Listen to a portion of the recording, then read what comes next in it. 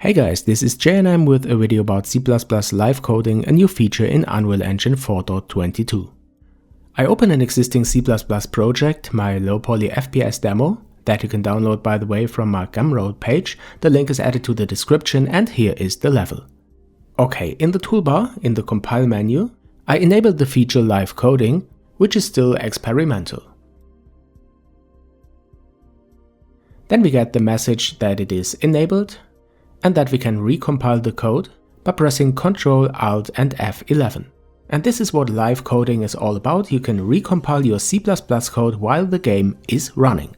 In this project an inventory is implemented using C++. Here you can see the C++ code. The item will be added to the inventory when the player is interacting with it, but at the moment this line of code is commented out.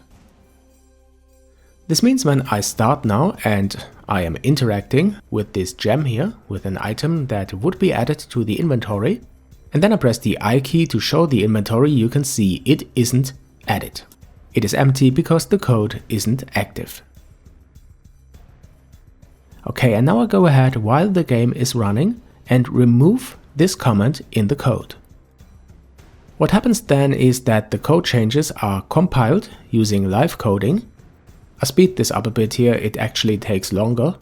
But what's really cool is that the patch is created while the game is running, the changes are applied, and when I open the inventory now for the newly collected gem, you can see that the code is executed and the item is added to the inventory.